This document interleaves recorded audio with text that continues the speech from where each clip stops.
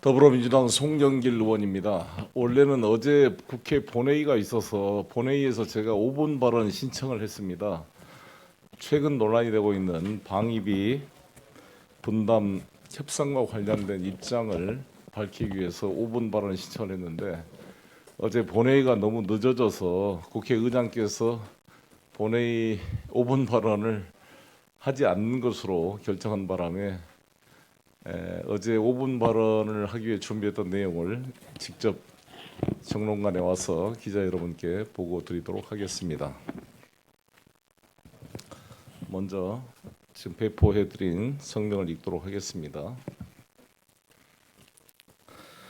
공정한 제10차 방위비 분담 특별협정과 1만 3천여 명의 한국인 근로자의 처우 개선을 바랍니다.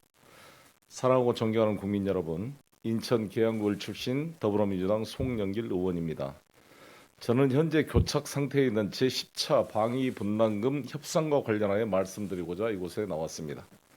최근 미국의 트럼프 대통령은 방위비 분담금 문제와 관련해서 미국은 부자 나라들에게 보조금을 지급하기를 원치 않는다면서 연간 1조 원 수준의 방위비 분담금을 2배가량 증액해야 한다고 압박하고 있습니다.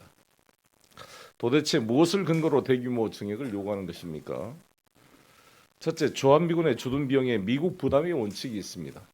아시다시피 주한미군 주둔 시설과 구역은 한국이 부담하고 주둔 비용은 주한미군 지휘협정 제5조에 따라 미국이 미군 유지에 따르는 모든 경비를 부담하는 것이 원칙입니다. 다만 예외적으로 우리나라가 1991년부터 주둔 비용의 일부를 분담해주고 있는 것입니다. 이미 우리나라는 평택기지 이전 비용 11조 원을 들였습니다. 기반시설 비용 17조 원, 총 28조 원이라는 거액을 들여 지구상에서 가장 좋은 미군 기지를 조성해 제공하고 있습니다. 여기에 더해서 매년 1조 원에 달하는 방위비 분담금까지 분담하고 있습니다. 지난 5년간 21조 4,899억 원의 미국산 무기를 구매했습니다. 연간 4조 원이 넘는 금액으로 같은 기간 우리나라 전체 해외 무기 구매액 25조 245억 원의 85.9%를 미국서 구입하고 있는 것입니다. 이보다 더 좋은 동맹 국가가 있겠습니까?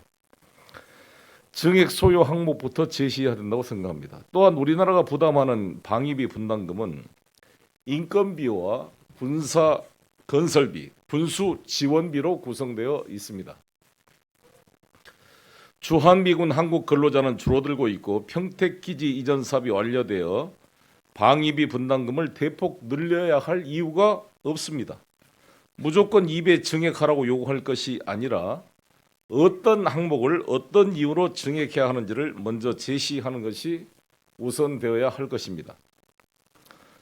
특히 주한미군은 기존의 한반도 붙박이군에서 2006년 전략적 유연성 합의 이후 동부가 신속 기동군으로 그 성격이 변화되었습니다.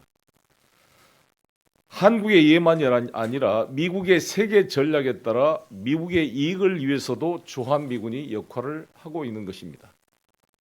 도널드 트럼프 대통령은 무턱대고 방위비 분담금 증액만을 요구할 것이 아니라 이 같은 한미 간 조약과 주한미군의 성격 변화를 명확히 인식하고 정확한 소요 항목을 제시한 이후에 증액 얘기를 해야 될 것임을 명백히 밝혀두는 바입니다.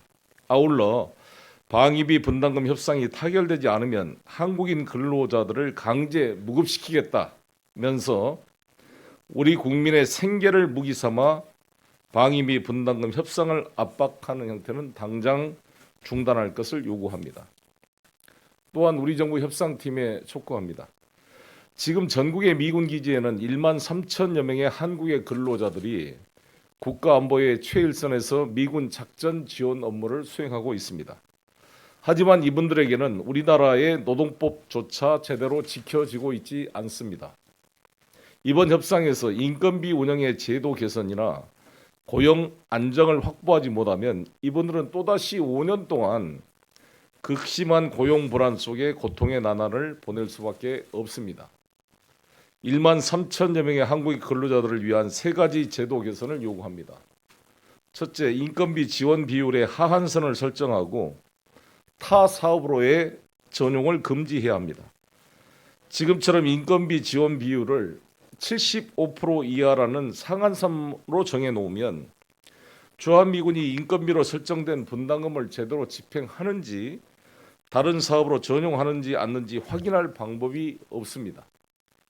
둘째, 일본이나 독일에 있는 미군 기지 근로자와 마찬가지로 간접 고용이 아니라 한국 정부가 직접 고용하는 것으로 변경해야 합니다. 현재 주한미군 한국인 근로자 고용은 주한미군과 근로자 개개인 간의 개별 계약을 통해 이루어지고 있어서 고용이 불안하고, 또한 소파 제17조에서 주한미군은 군사상 필요에 따라 우리나라의 노동법을 지키지 않아도 되도록 하고 있어 헌법상 기본권마저 존중받고 있지 못합니다. 셋째, 한국인 근로자를 위한 최소한의 복지 시설이 필요합니다. 세계 최고의 시설을 자랑하는 평택 미군 기지 캠프 험프리스 444만 평에는 미군들의 숙소는 물론 각종 편의시설과 운동시설까지 완벽하게 갖춰져 있습니다. 하지만 한국인 근로자들을 위한 시설은 전혀 없습니다. 단적으로 한국인 노동자들이 점심을 먹을 수 있는 직원 식당 하나조차 없는 상태입니다. 또한 영유아 보육법상 상시 근로자 300명 이상 또는 상시 근로자 500명 이상을 고용하는 사업장은 직장 어린이집을 설치 운영하거나 근로자 자녀의 보육을 지원하는 수당을 지급하도록 규정하고 있습니다. 하지만 현재 평택 기지에는 5,000명의 한국인 근로자가 근무하고 있음에도 불구하고 보육시설도 없고 보육수당도 없습니다. 이번 협상에서 최소한 이 세 가지 사항은 반드시 제도 개선을 이뤄내야 합니다. 사랑하고 존경하는 국민 여러분, 그리고 정부 협상단 여러분, 건강한 동맹은 맹종이 아닙니다. 일방의 굴복을 요구하는 것도 아닙니다. 건강한 동맹은 서로가 서로를 존중하고 양국의 법령을 준수하기 위해 최선을 다하는 것, 바로 여기에서 시작하는 것입니다. 저는 지난 2013년 한국이 부담하는 방위비 분담금이 프리머니, 공돈처럼 취급되고 있다는 미국 상원 군사위원회 보고서를 지금도 기억합니다. 방위비 분담금은 우리 국민의 소중한 세금입니다. 미국 정부의 일방적 요구에 의해 무조건 정액해 준다고 건강한 동맹, 튼튼한 동맹이 유지되는 것이 아닙니다. 남은 기간 치밀하고 치열한 협상을 부탁드립니다. 국회 차원에 지원하실 것이 있으면 저 역시 최선을 다할 것입니다. 경청해 주셔서 감사합니다. 좀 부연 말씀을 드리면 이 방위비 분담 협상이 5년마다 지금 하도록 돼 있거든요. 이게 한번 잘못 이게 협약이 되면 5년 동안 그게 그대로 유지되는데, 지적하다시피 우리 국민의 세금으로 우리가 미군한테 주면서 그 돈으로 미군이 13,000명의 우리 한국인 근로자를 고용하면서 노동법 적용도 받지 않는다는 것은 대단히 불합리합니다. 그래서 협상 때마다 방위비 협상이 안 되면 우리 근로자들을 마치 무급 휴직시키는 그런 압박 수단을 쓰고 있거든요. 우리도 일본처럼 우리 정부가 직접 고용해서 미군을 지원하게 하는 것이 저는 이번 기회에 바꾸는 것이 맞다 이렇게 생각을 합니다. 그래서 왜 우리 정부가 우리 돈으로 우리 근로자를 바로 줘야지, 미군한테 줘서 미군이 우리 국민이 우리 정부가 준 돈을 가지고 자기들이 인심 쓰고 또 어떻게 집행되는지 확인도 안 되고, 이런 모순된 것은 개선이 돼야 되는 게 아닌가 생각합니다. 그리고 미군이 평택 기지에 있는 존재가 북한을 상대로 한 대한민국 한미 상호 방위에 기초한 것뿐만이 아니라 대중국 견제를 비롯한 미국의 세계 전략의 신속 기동군으로 활용되고 있는 이 상황에서 마치 이것이 우리 한국만을 위해서 이 기지가 있는 것처럼 비용 분담의 정액을 요구하는 것은 잘못된 일이고, 더구나 북미 정상회담 이후로 북미 관계가 풀려가는 마당에 전략자산 전개 같은 경우나 한미 상호 합동 훈련도 지금 규모가 현재 중단되고 있거나 축소될 예정인데, 방위 분담을 이렇게 대폭 인상을 요구하는 것은 트럼프 대통령이 뭔가 잘못된 정보를 입력하고 있다고 생각합니다.